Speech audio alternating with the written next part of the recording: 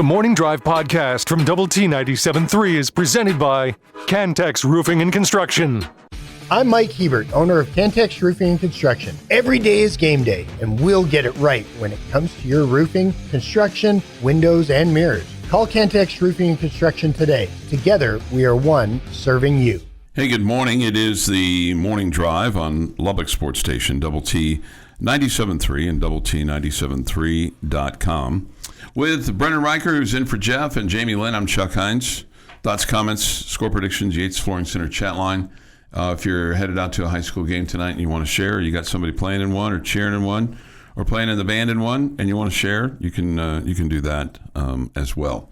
So lots of games to talk about tomorrow in the Big 12 and around the country. But the thing, just a little historical thing, and maybe some of our more seasoned listeners who get up early, Jamie, that could sleep in but can't sleep in anymore, will remember this game.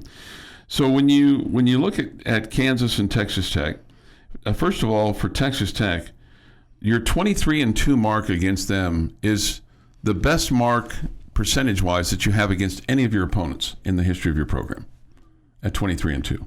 I think in the history of the Big 12 Conference, it's the most dominant record of anybody versus anybody else. The one that kind of comes close is Arizona, which surprisingly you're 27-5-2 against. Just the fact that you've played them 34 times is a surprise. And a lot of that goes back to the old border conference, sure, and even times in the Southwest Conference when you played them as a non-conference.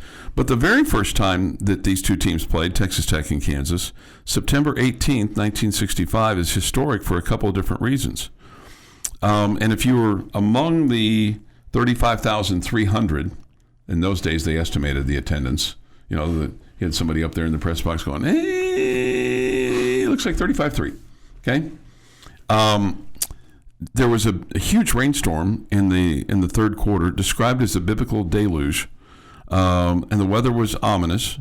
Lightning was all around the city. In those days, you didn't leave the field or exit the stands in case of lightning.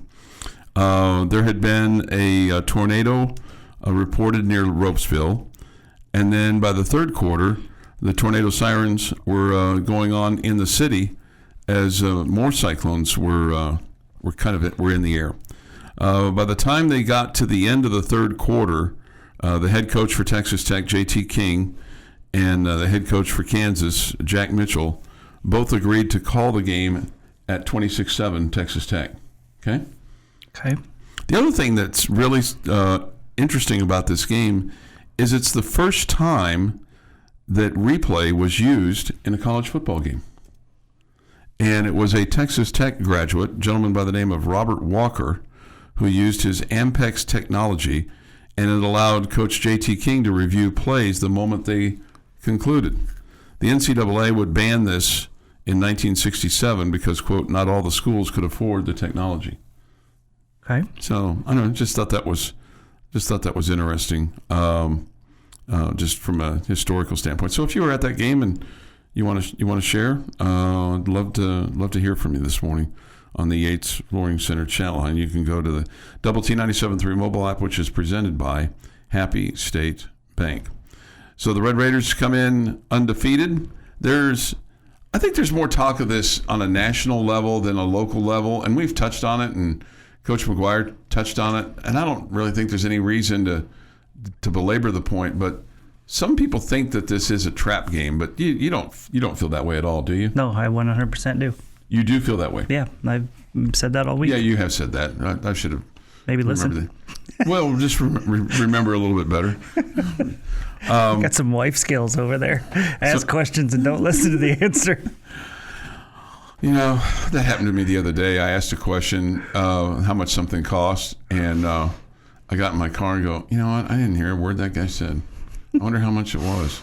And I mean, I didn't buy it, but I was thinking about buying it because I needed it, and I wasn't quite happy. I think we all tend to do that. Sometimes we ask a question, and then something else pops into our mind, and like, oh man, I don't even remember what he said. Right, yeah. Right. No, yeah. I'm guilty as charged of that. I am too. I'm guilty as charged. So What will be an indication to you maybe early on that this is not a trap game? Or is there an indication early on for you? Well, I think it's a trap game regardless. It's how you handle it, or that you're not going to, again, you can play terrible or you can play great. It's still a trap game. You can say you conquered or you dominated a trap game or whatever. So, I'm telling you now, it's a trap game. I mean, if your question is, what is it? What am I going to need to see to make me worried that we're going to lose or that we're not playing well or whatever? Basic stuff, I guess. Or flip it the opposite way. I mean, if you come out there and see a lot of energy from the team and you're able to, immediately get a stop or immediately, go down the field and score and then kind of couple that with a stop, then I think you're probably talking about, okay, it's a team that's focused and dialed in and all that good stuff. At the same time, you're going to be like, okay, don't let up, don't get too confident. But, I do think it's a trap game. Because I feel like, I feel like there's the potential for next week's game to be really big, and you're feeling good about where you are, all that good stuff. We're in somewhat uncharted territory as far as being in the top 10, and people are talking about us being in the college football playoff and all these kind of things. And so, does that make this team kind of feel good about themselves a little bit? I love the fact that you have so many veterans on this team that gives me confidence that we'll be able to handle it. But I think if I'm living in reality, I'm saying to myself, yeah, it's a possibility that this week has been, too much of patting ourselves on the back. I think that's the challenge for Coach McGuire. And so that's what in these situations, you really lean heavily on your leadership, and I think that comes from the top, obviously with your coaches, but also with your veterans like Baron Morton and Jacob Rodriguez and all those great veterans you got on the defensive line. All those guys, I think veterans matter in situations like this, and so that's what gives me confidence that we'll be able to handle it. Yeah, because you got a lot of guys at skill positions, defensive line, linebacker, quarterback, even your receiver group, that should be hopefully a calming influence on their teammates and guys that keep everybody else level-headed, during the week and keep them dialed into, we need to treat this like it's a tough opponent and not get overconfident. Yeah. The latest availability report lists no one as doubtful for this game. So that's awesome. That's a good sign. You have, some guys that are listed as out, specifically one that you'd really like to have because you feel like that he's close to breaking one away, and that's Tristan Gentry. He's out for the game. Still listed as questionable, Jacob Rodriguez, Hunter Zambrano, and Howard Sampson.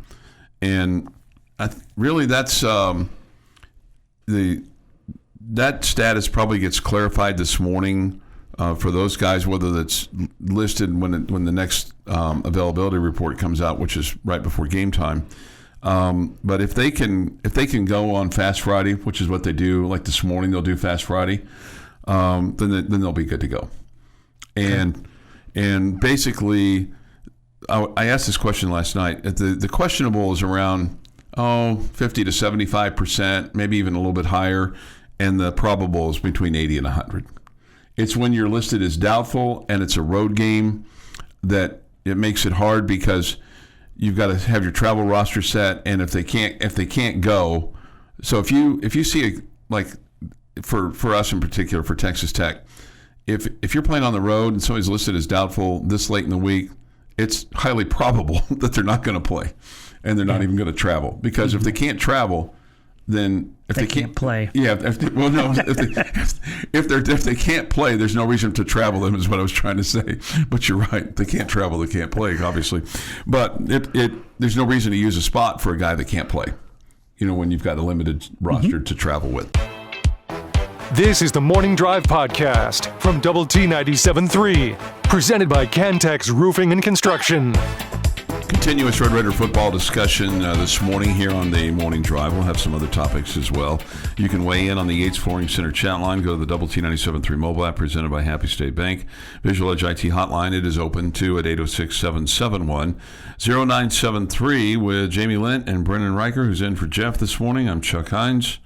We'll have this day in sports history at 6:45. We had some history last night in Major League Baseball. What did you think of the ending of the Dodger-Philly game? 2-1 in 11. A comebacker to the mound on a broken bat. It's hit sharply, awkwardly, and bases were loaded. And the pitcher, Orrin Kirkering, makes a wild throw, and it gets over the catcher's head. And Dodgers walk it off with an error.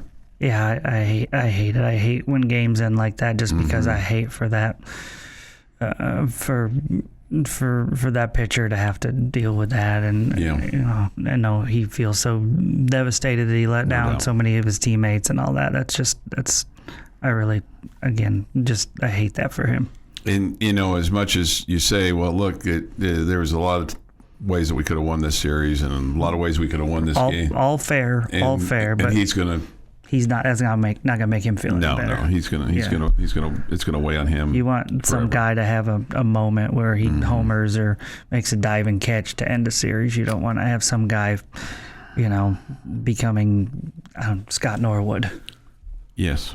Yeah. Or, Rougned Odor. That's the last time that there was a walk-off error to end a postseason series, which was in 2016.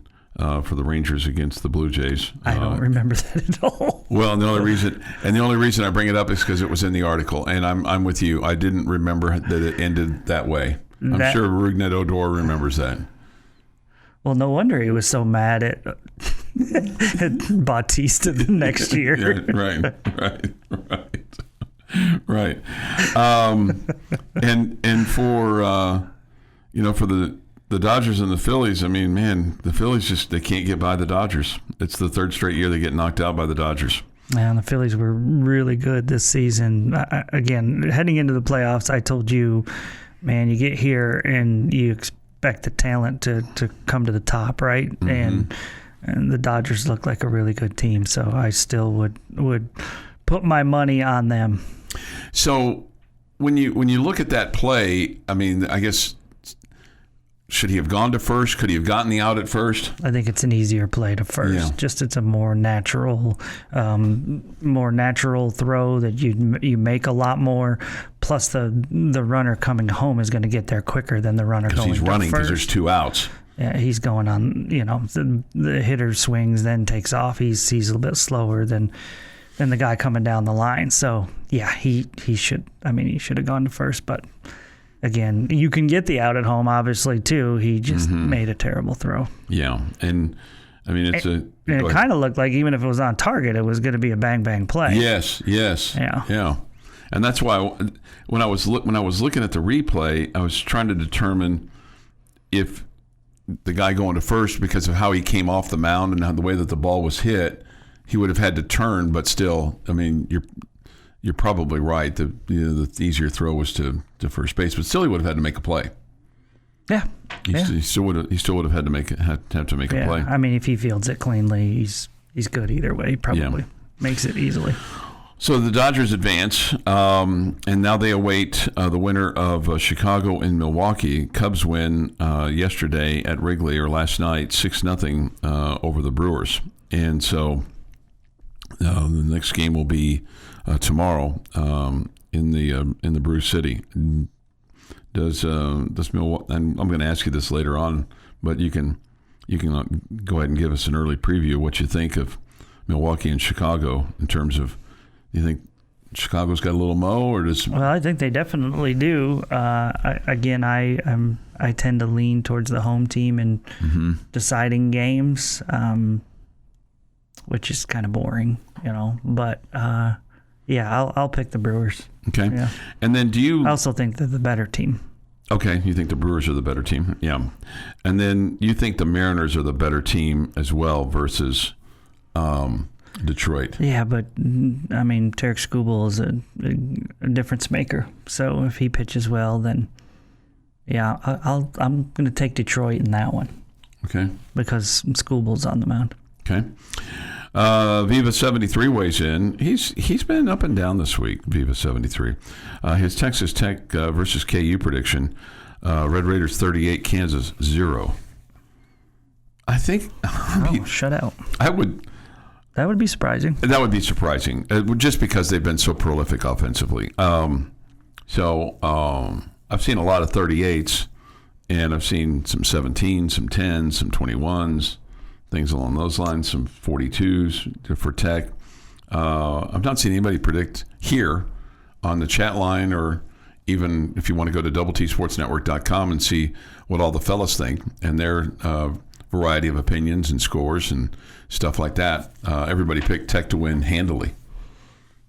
Yeah, everybody picked Tech to cover in our group. Yeah, cover. This should have gone for one, but really feel for him. Yeah. Yeah, definitely. Yeah, no doubt. No doubt. So last night at Red Raider football with Joey McGuire, Jamie, I met a gentleman by the name of John.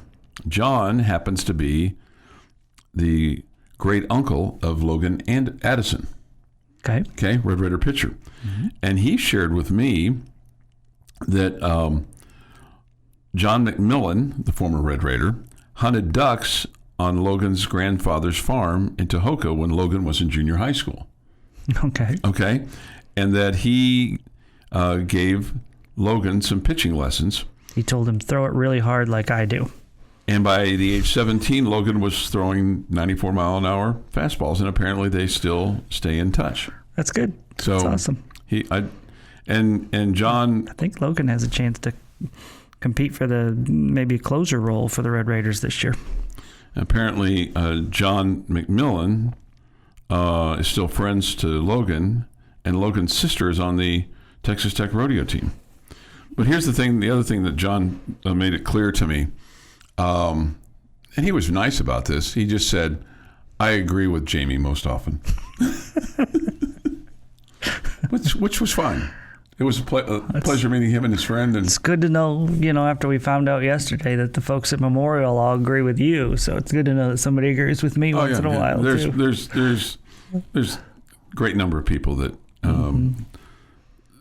resonate with you more so than me. There's a lot more sane people in this world than crazy, I think. The Morning Drive podcast from Double T 97.3 is presented by Cantex Roofing and Construction. With Jamie Lent and Brendan Riker, I'm Chuck Heinz. Brendan's in for Jeff McGuire today. We come to you, the three of us, from the First United Bank studio. And await your thoughts, comments on the Yates Flooring Center chat line, score predictions as well. Go to the Double T 97.3 mobile app. All right. Visual Edge IT hotline, it's open, 806-771-0973. Robert has weighed in, 4530 Texas Tech. Okay. We get this, Jamie, and I want your thought on this.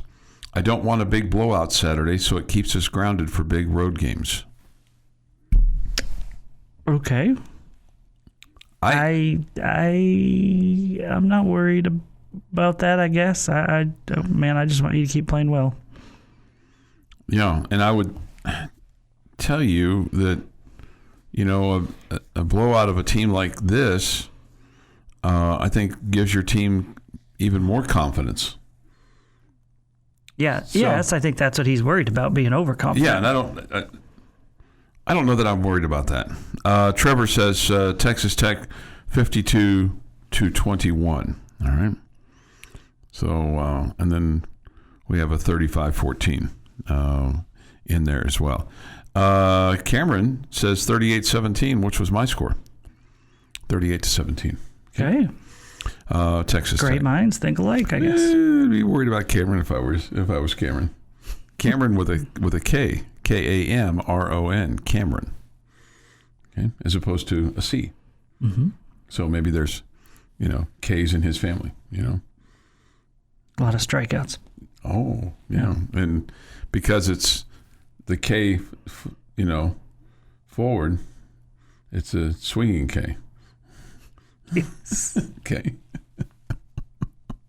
Let me throw something out at you, and this may seem kind of, it's not. I don't think it's odd, but for as much as been ballyhooed about the Texas Tech defense, because I think they've been really kind of in the headlines, right, in terms of what your front four has done and what your linebackers done and what Jacob Rodriguez has done.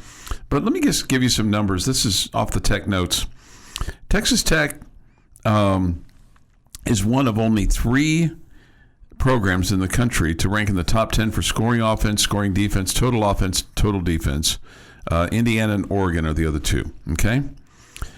Texas Tech has 5 players, 5, with at least 200 yards receiving so far. It's tied for the highest alongside Baylor. Texas Tech has this I think is a stunning number when you think about your offense. And I know that there's some yeah buts with this, but you're tied for the FBS lead going into this weekend with 39 plays from scrimmage that have gone for 20 or more yards, including 28 through the air.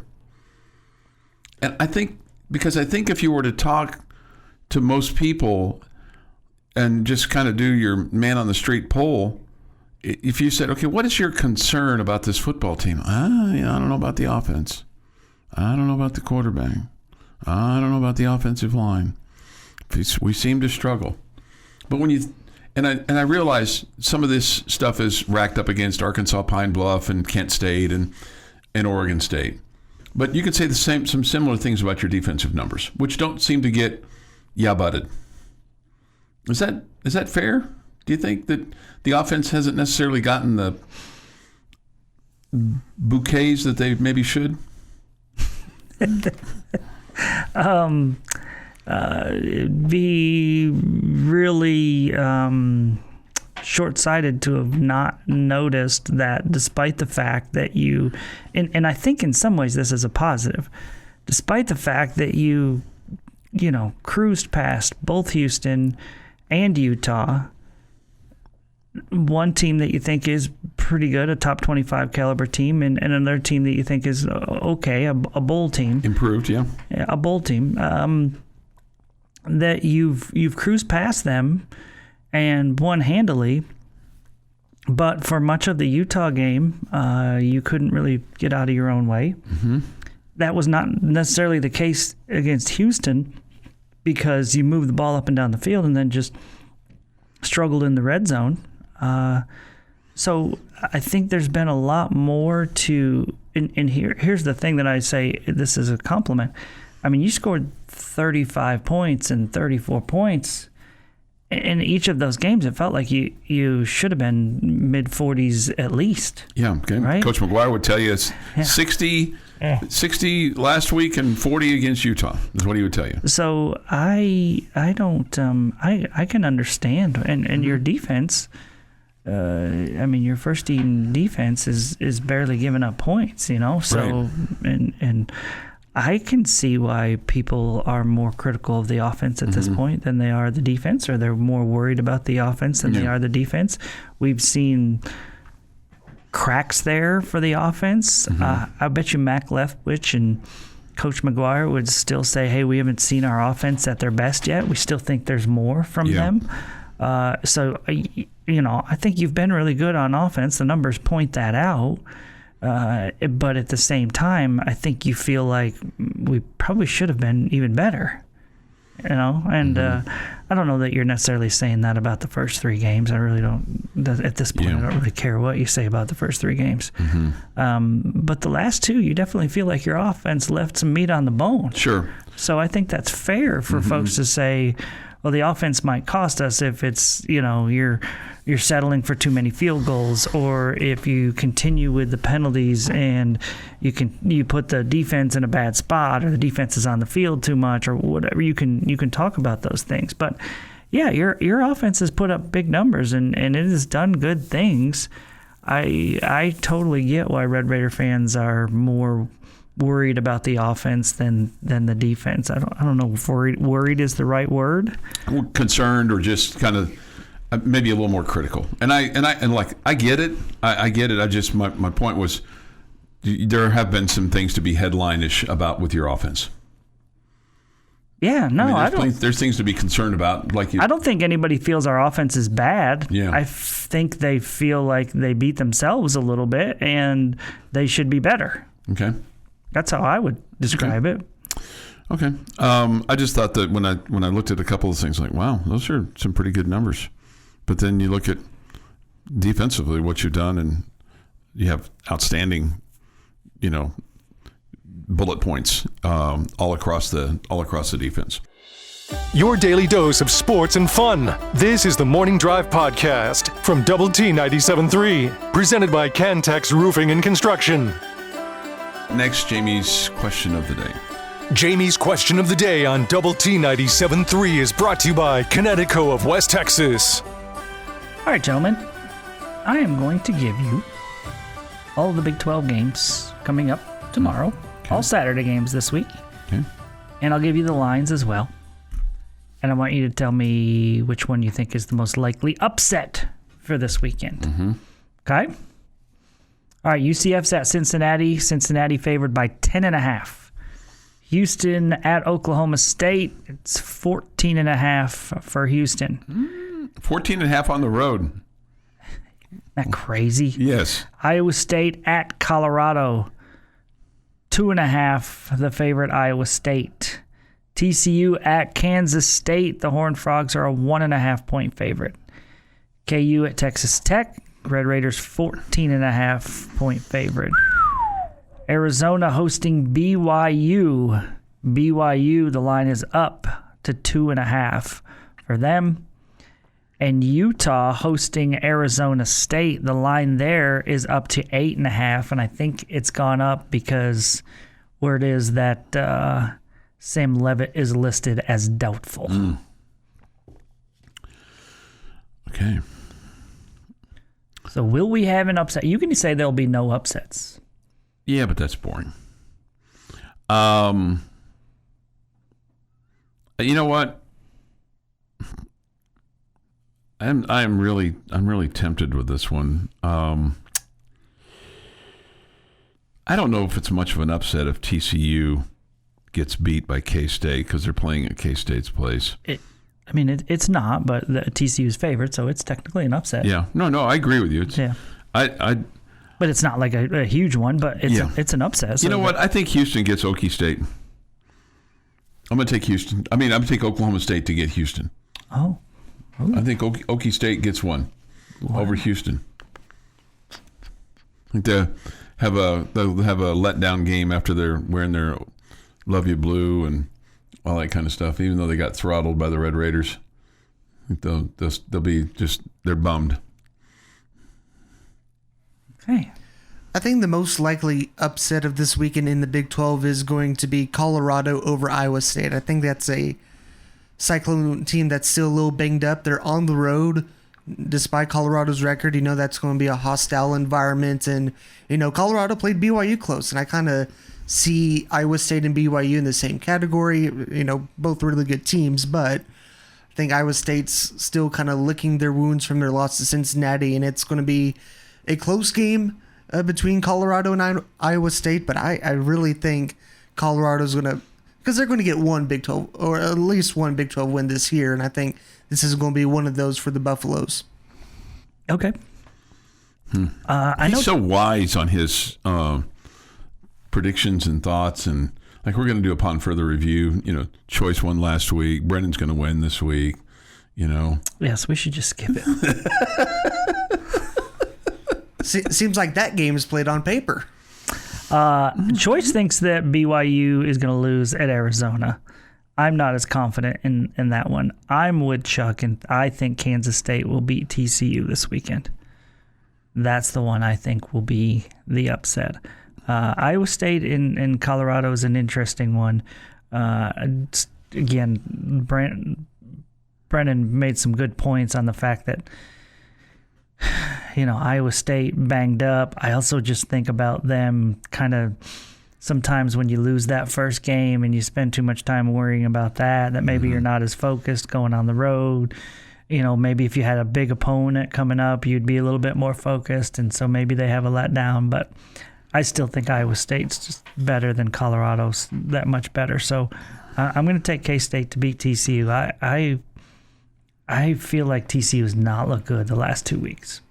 My close second was going to be UCF over Cincinnati, because Really? on the flip side of that Iowa State deal is Cincinnati's coming into that game riding high.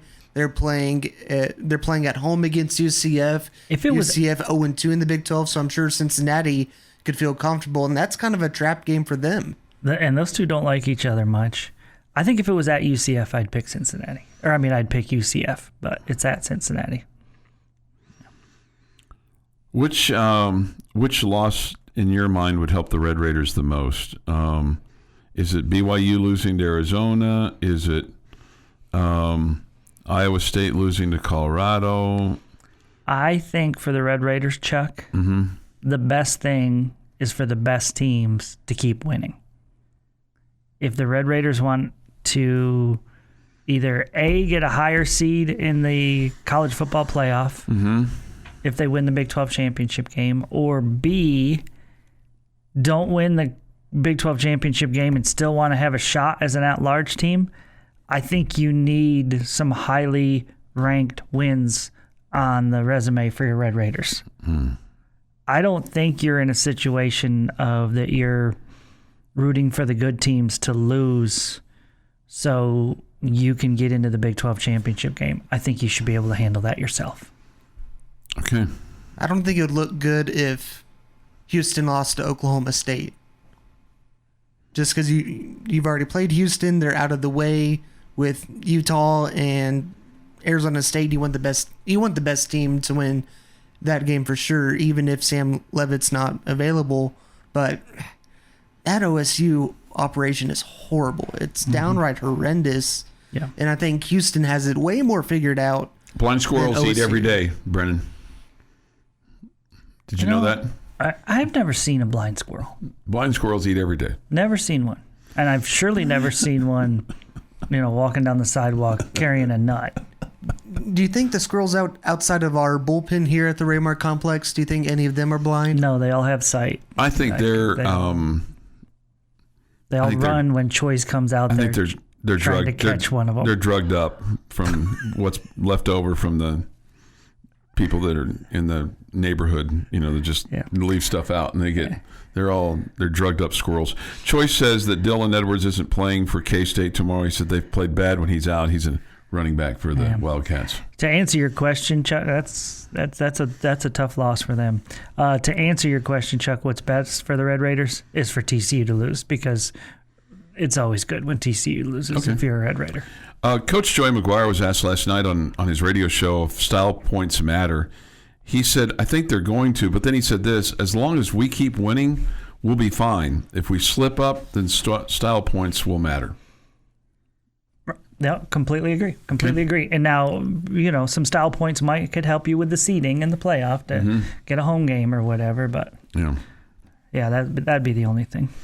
Oklahoma losing to Texas would be good for Tech rankings to go higher. Yes. There's even Alabama losing would be good for the Red Raiders because they're ranked 8th. This is the Morning Drive Podcast from Double T 97.3, presented by Cantex Roofing and Construction. Man, the day has been just smooth as glass right across the top of the lake this morning. It's good. Yeah, right. So hopefully that continues the rest of the day. Good morning with Jamie Lent and Brendan Reichers in for Jeff McGuire this morning. I'm Chuck Heinz. We come to you from the First United Bank studio. Thoughts, comments, Yates Flooring Center chat line, Visual Edge IT hotline. It's open. You know the number, 806-771-0973. You can weigh in on the Yates Flooring Center chat line with your score predictions. Go to the Double T 97.3 mobile app for that. We get this. Tech breaks the Blue Chicken's beak in half. Yikes. Tech 45, Blue Chickens 17.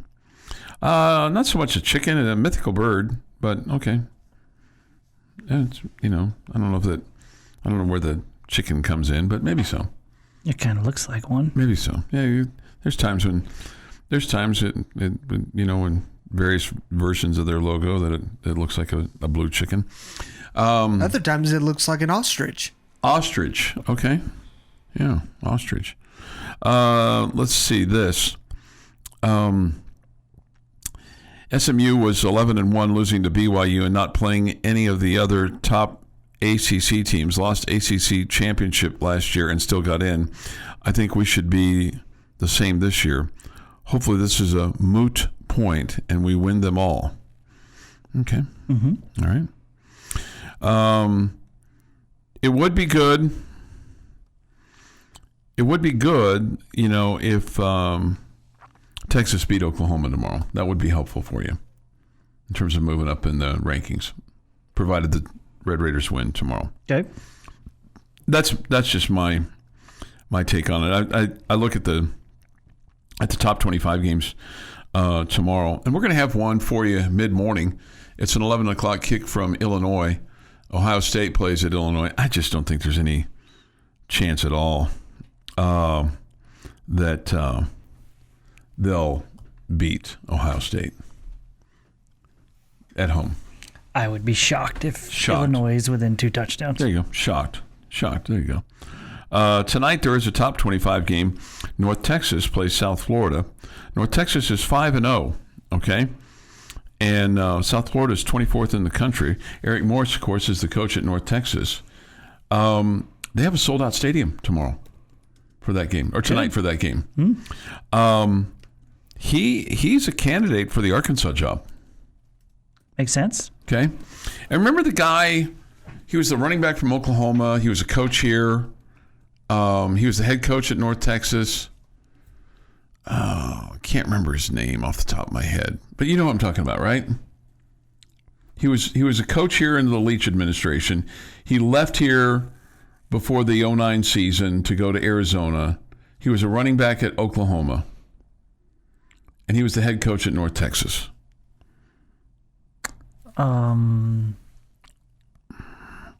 Yeah, he's Seth Luttrell. Seth Luttrell. Thank you. That's it. But and the reason I bring him up is because remember North Texas had that really, really good year, and everybody's like, Seth Luttrell, man, he's an up and comer. He's the next greatest piece of sliced bread. And he decided to stay at North Texas, and then it didn't go well for him, and he ended up getting fired. And he kind of got thrown onto the coaching scrap heap. And I'm sure that there are probably some other things that he did. He's currently a senior offensive analyst at the University of Tennessee. Okay? So when you go back to being a senior analyst, you're trying to resurrect yourself. My point of this is, if Eric Morris is smart, he'll find what's the right situation from him for his next head coaching job and take it while the iron is hot, as opposed to, I think we can get something done here. Because you know what? You've done about the best that you can do. That old song. Yeah, I don't know. There's been plenty of times where people had it going, rolling at one place, and they decided to go elsewhere. And you always talk about taking that next job for more money or whatever. And you're right. If you got it rolling somewhere and you fit there, and you like living there, and you, it's not always the best thing to leave that. Mm-hmm. Yeah, no, you're not wrong. Somebody says this: if North Texas wins out, they could be the 12th team in the college football playoff. Huh? That'd be fun. Yeah. Bobby Hot Dogs, fictional bird, not mythical. Where in Greek mythology dies? Oh, does it where in Greek mythology does it reference a blue chicken with pilgrim buckles attached to his dumb shoes? Yeah. Somebody says, look at Tom Herman. Yes. Chuck, are you going to sit with Jamie in the press box tomorrow? No, I'm not allowed to. I can sit in the press box. I have a press pass. I choose not to. I want to be out with the people.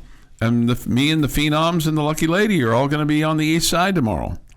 So we'll have, I'm sure one Phenom will have pickles and a pickle, and I'm sure another Phenom will have some kind of candy, and we'll have popcorn and Coca-Colas and all kinds of stuff.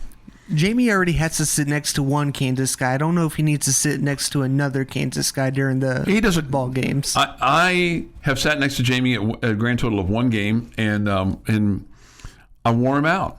I wore everybody out around me because I like to talk, and they don't.